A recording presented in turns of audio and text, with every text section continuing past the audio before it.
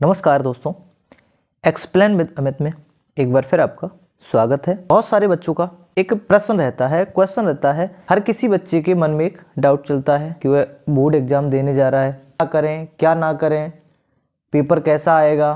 तो यही सारे क्वेश्चन हर एक स्टूडेंट के मन में चलते रहते हैं जो पहली बार परीक्षा देने जा रहा है। उसमें हम कुछ पॉइंट बताएंगे, जिन पॉइंट को ध्यान में रखते हुए हम अपनी तैयारी को करते हुए चलेंगे। पेपर कैसा आएगा वो भी बताएंगे। यही सब पॉइंट हम बताते हुए चलेंगे, तो वीडियो को लास्ट तक ज़रूर देखना। पेपर में बताएंगे क्या करना है क्या नहीं करना है, कौन सा प्रश्न करना है कौन सा छोड़ना है, सारी बातें वीडियो में कवर करने वाले हैं। तो अगर आप चैनल पर नए हैं तो प्लीज़ चैनल को सब्सक्राइब, वीडियो को लाइक और दोस्तों में शेयर ज़रूर कर दीजिएगा, ताकि और भी बच्चों की हेल्प हो सके इस वीडियो के माध्यम से। चलिए वीडियो को स्टार्ट करते हैं। तो पहली बात तो ये है कि बहुत सारे बच्चों का सवाल चलता है कि 18 फरवरी पेपर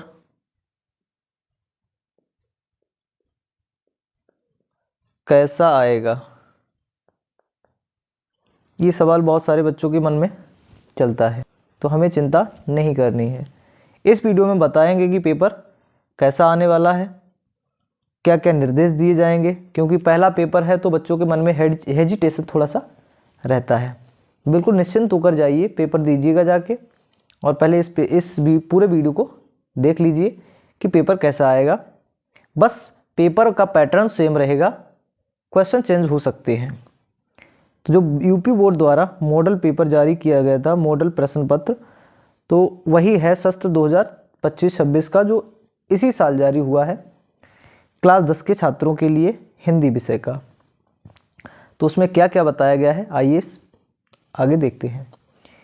पेपर आएगा 70 नंबर का, 3 घंटे 15 मिनट दिए जाएंगे बच्चों को पेपर को हल करने के लिए, जिसमें से प्रारंभ के 15 मिनट परीक्षार्थियों को प्रश्न पत्र पढ़ने के लिए निर्धारित है। अच्छे से प्रश्न पत्र को 15 मिनट तक पढ़ सकते हैं।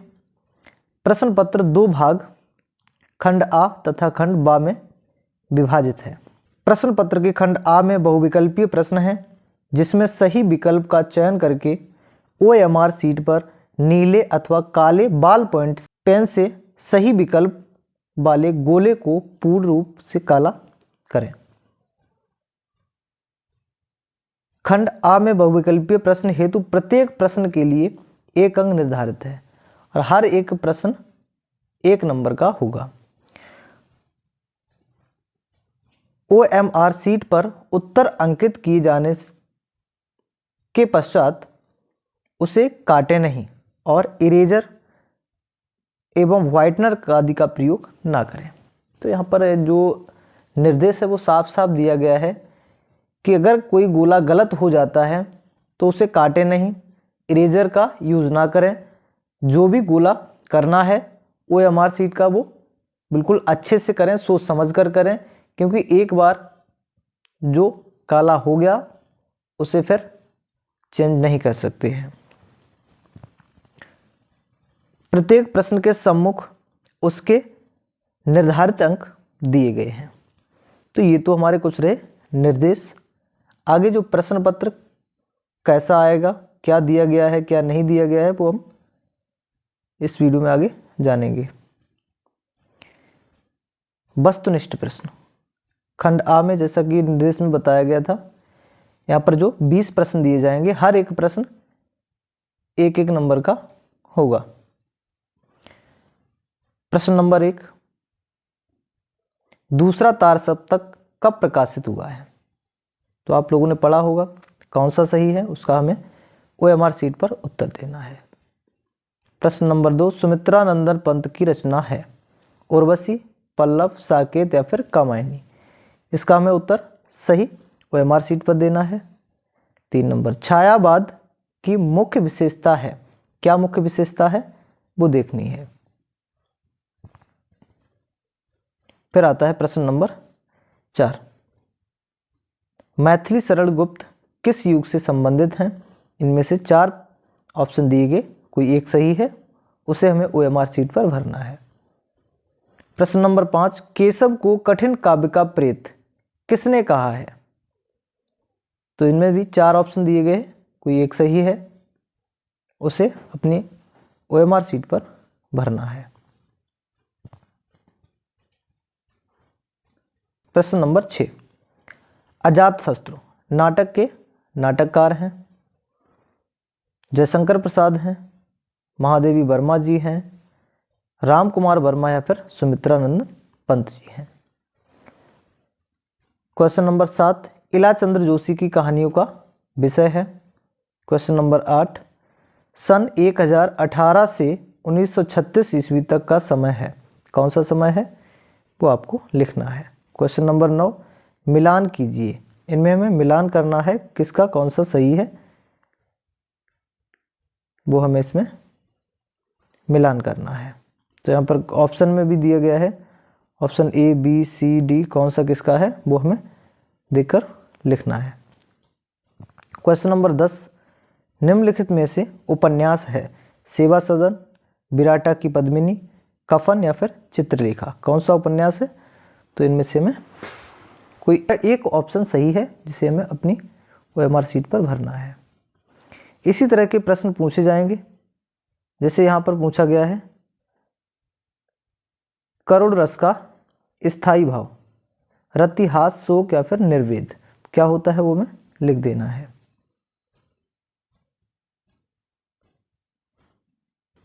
इसके बाद क्वेश्चन नंबर 12, सोहत ओढ़े पीठपट, श्याम सलोने गात, मनो नीलमणि शैल पर आतप पर्यो प्रभात, उपयुक्त पंक्तियों में कौन सा अलंकार है? तो इसमें अलंकार कौन सा है वो हमें छांट कर लिखना है। प्रश्न नंबर 13, यह एक सममात्रिक छंद है, इसमें 4 चरण होते हैं, प्रत्येक चरण में 11, 13 के विराम में 24 मात्राएं होती हैं, किस छंद का लक्षण है? सुरठा है, चौपाई है, रोला है या फिर दोहा है, कौन सा है? सही ऑप्शन लिखना है। क्वेश्चन नंबर 14, प्रहार, प्रहार शब्द में किस उपसर्ग का प्रयोग किया गया है? प्र, बड़ा आ, निर या फिर पर? इनके उत्तर हमें अपनी अभ्यास पुस्तिका में देना है। क्वेश्चन नंबर 15, पंचतंत्र में कौन सा समास है? क्वेश्चन नंबर 16, अर्थ के आधार पर वाक्य के कितने भेद होते हैं? 17, आंसू का तत्सम रूप है। 18, कर्मवाच्य में प्रधानता होती है, कर्ता की, भाव की, कर्म की या फिर इनमें से कोई नहीं। उसके बाद है क्वेश्चन नंबर 19, ताभ्य शब्द में वचन और विभक्ति है, षष्ठी विभक्ति एक वचन, सप्तमी विभक्ति द्विवचन, षष्ठी विभक्ति बहुवचन या फिर चतुर्थी विभक्ति बहुवचन। क्वेश्चन नंबर 20 में पूछा गया है निम्नलिखित शब्दों में से सर्वनाम है, मनुष्य, बचपन, कोई या फिर उपयुक्त सभी, कौन सा सही है OMR शीट पर भरना है। ये 20 क्वेश्चन दिए जाएंगे जो कि 20 नंबर के होंगे, 20 क्वेश्चन 20 नंबर, तो बिल्कुल सही तरीके से हमें इनका उत्तर देना है। अब चलिए देखते हैं खंड बा की तरफ। खंड बा में क्या दिया गया है? देखिए दोस्तों, खंड बा में वर्णात्मक प्रश्न दिए गए हैं, ये रहा खंड बा। अब इसमें हमें क्या करना है वो देखना है। खंड बा,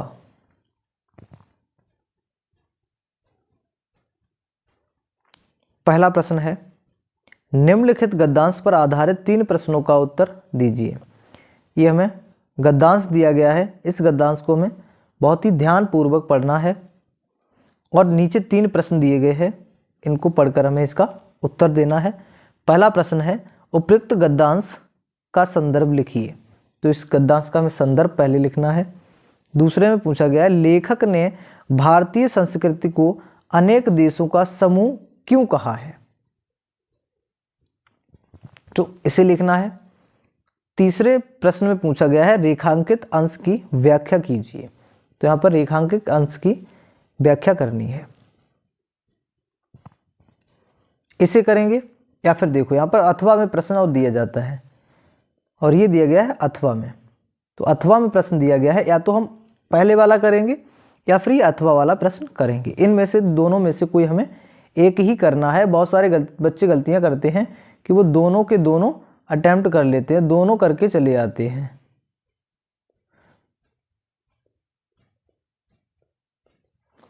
तो हमें दोनों करके नहीं आने हैं, दोनों प्रश्न हमें अटेम्प्ट नहीं करने हैं, हमें करना है कोई एक प्रश्न अटेम्प्ट। तो गद्यांश दिया जाएगा जिनमें से 3 प्रश्नों के उत्तर देने हैं। उपयुक्त में इसमें भी गद्यांश पूछा गया है, रेखांकित अंश की व्याख्या और प्रस्तुत गद्यांश में प्रगतिशीलता का अर्थ क्या है। इस पैसेज को पढ़ेंगे, उसके बाद इनके उत्तर देंगे। इसी तरह से एक पद्यांश में प्रश्न पूछा जाता है, पद्यांश में भी प्रश्न पूछा जाता है जो कि 3 गुणा 6 नंबर का आता है। पद्यांश में क्या आता है, देखिए पद्यांश में भी सेम आता है। 2 पद्यांश दिए जाएंगे अथवा करके, जिनमें से किसी एक को ही करना है। जैसे पहला वाला दिया गया है मोर पखा सिर ऊपर रखे, तो इस पूरे पद्यांश को पढ़ना है। उपयुक्त पद्यांश का संदर्भ लिखिए। दूसरे में रेखांकित अंश की व्याख्या और तीसरे में कृष्ण के वियोग में व्याकुल गोपियों ने कृष्ण की किन लीलाओं का अनुकरण करना चाहा है। तो या तो हम इसको अटेम्प्ट करेंगे या फिर अथवा में दिया गया है इसको अटेम्प्ट करेंगे। यहाँ पर दिया गया है ऊधो मोय ब्रज बिरसत नाही, तो इस वाले में जो दिया गया है वो दिया गया है ऊधो मोय ब्रज बिरसत नाही। तो कौन से पाठ से दिया गया है, ये चीज़ें हमें ध्यान रखनी है कि कहाँ से पूछा गया है, कौन से पाठ से पूछा गया और कौन इसके लेखक हैं। इसमें भी वही दिया गया है, उपयुक्त पद्यांश का संदर्भ लिखिए, रेखांकित अंश की व्याख्या और श्री कृष्ण को ब्रज में कौन कौन सी बातें विस्मृत नहीं होती हैं, इसको लिखना है। इसके जस्ट बाद हमें क्या करना है, क्वेश्चन नंबर 3। क्वेश्चन नंबर 3 दिया गया है दिए गए संस्कृत गद्यांश में से किसी एक का संदर्भ सहित हिंदी में अनुवाद कीजिए, जो कि 5 नंबर का पूछा जाता है। या तो हमें इसके ऊपर वाले का हिंदी में अनुवाद करना है, वो भी संदर्भ सहित, या फिर इसका करना है। इन दोनों में से भी हमें कोई एक ही करना है। फिर आगे क्वेश्चन नंबर 4 दिया गया है दिए गए संस्कृत पद्यांश, वो गद्यांश था, ये पद्यांश है, में से किसी एक का संदर्भ सहित हिंदी में अनुवाद कीजिए। जैसे वहां पर गद्यांश दिया गया था, पद्यांश दिया गया था, यहाँ भी गद्यांश और पद्यांश दिए गए संस्कृत में। या तो इसको करना है या फिर इसको करना है, संदर्भ लिखना है और इसकी व्याख्या भी करनी है हिंदी में। क्वेश्चन नंबर 5, अपने पठित काव्य खंड के आधार पर निम्नलिखित प्रश्नों में से किसी एक का उत्तर दीजिए। यहाँ पर हमें किसी एक का, क्वेश्चन नंबर 5 में बहुत सारे बच्चे गलतियाँ कर देते हैं, तो आपको वो गलती बिल्कुल नहीं करनी है। इस क्वेश्चन को पहले पढ़ना है, अपने पठित काव्य खंड के आधार पर निम्नलिखित प्रश्नों में से किसी एक का उत्तर दीजिए। किसी एक का उत्तर देना है जिसकी अधिकतम शब्द सीमा है 80 वर्ड, जो कि 3 नंबर का पूछा जाता है।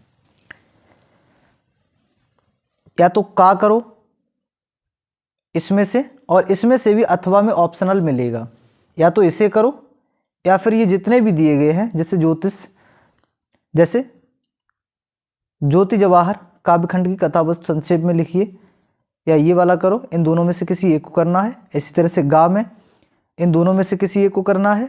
तो ऐसा नहीं है कि सबको अटेम्प्ट करना है, सबको अटेम्प्ट हमें नहीं करना है। ये तमाम प्रश्न दिए गए हैं, तो इसमें से हमें सबको अटेम्प्ट नहीं करना है, सब प्रश्नों के उत्तर नहीं देने हैं, किसी एक का देना है। या तो का दो, खा, गा, घा, जितने भी प्रश्न दिए गए हैं उनमें से किसी एक का, उसमें भी अथवा में दिया जाता है, उसमें से किसी एक का। हमें उत्तर देना है। और किस प्रश्न का उत्तर देना है वो अपने स्कूल में आप लोग पता कर सकते हैं कि हमारे कि कौन सा काव्यखंड आपके यहाँ पूछा जाता है, आपके डिस्ट्रिक्ट में कौन सा काव्यखंड पूछा जाता है, पेपर में आता है, तो वो अपने क्लास टीचर से या फिर अपने स्कूल में आप लोग पता कर सकते हैं। उसके बाद चलते हैं क्वेश्चन नंबर 6। दिए गए लेखकों में से किसी एक का जीवन परिचय देते हुए उसकी एक प्रमुख रचना का उल्लेख कीजिए, जिसमें से डॉक्टर राजेंद्र प्रसाद, रामधारी सिंह दिनकर, आचार्य रामचंद्र शुक्ल। तो इन तीनों लेखों में से किसी एक का जीवन परिचय देना है और उसकी रचनाओं को भी लिखना है। अधिकतम समय सीमा वही 80 वर्ड है, तो इससे ज़्यादा भी हो सकते हैं, थोड़ी बहुत कम भी रह जाए, कोई फर्क नहीं पड़ेगा ज़्यादा। तो समय सीमा लगभग 80 वर्ड की दी गई है। उसके बाद इसी का क्वेश्चन नंबर खा, दिए गए कवियों में से किसी एक का जीवन परिचय देते हुए उनकी एक प्रमुख कृति का उल्लेख कीजिए, जिसमें बिहारी लाल दिया गया है, सूरदास और मैथिली शरण गुप्त दिया गया है। तो इन तीनों में से किसी एक का जीवन परिचय और एक रचना लिखनी है, ठीक है, इनमें से किसी एक का। फिर क्वेश्चन नंबर 7, अपनी पाठ्य पुस्तक से कंठस्थ कोई एक श्लोक जो इस प्रश्न पत्र में ना आया हो। तो कोई एक श्लोक लिखना है हमें इसमें, जो कि 2 नंबर का पूछा जाएगा। और फिर आता है क्वेश्चन नंबर 8। क्वेश्चन नंबर 8 में क्या आता है, निम्नलिखित में से किन्हीं 2 प्रश्नों के उत्तर संस्कृत में दीजिए। तो यहाँ पर जो इसमें 4 प्रश्न दिए गए हैं, इनमें से किसी 2 प्रश्नों का उत्तर देना है, जो कि 2 नंबर का पूछा जाता है। क्वेश्चन नंबर 9, निम्नलिखित में से किसी एक विषय पर निबंध लिखिए जिसकी अधिकतम समय सीमा है 200 वर्ड। 7 नंबर का पूछा जाता है, मोस्ट इम्पोर्टेंट है, मतलब यहाँ पर जो इसमें दिए गए हैं इनमें से सभी को हमें याद करना है, जिसमें से पर्यावरण प्रदूषण मोस्ट इम्पोर्टेंट है। विज्ञान अभिशाप या वरदान, इसको भी देख कर ही जाना है। यातायात के नियम, ये भी इम्पोर्टेंट है। जनसंख्या, लाभ और हानि, ये भी इम्पोर्टेंट है। यहाँ पर 4 पूछे गए, चारों में से 4 के चारों इम्पोर्टेंट है, तो आप लोग इसे तैयार करके जाना। हो सकता है इन्हीं में से कोई एक पूछ दिया जाए।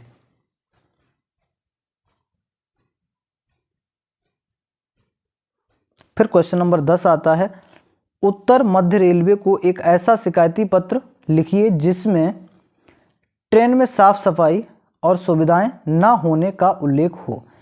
देखो हमें एक पत्र लिखना है, यहाँ पर पत्र लिखना है, वो भी कैसा पत्र लिखना है बेटा, शिकायती पत्र लिखना है। जैसे हम शिकायत करते हैं ना, तो हमें शिकायती पत्र लिखना है इसमें।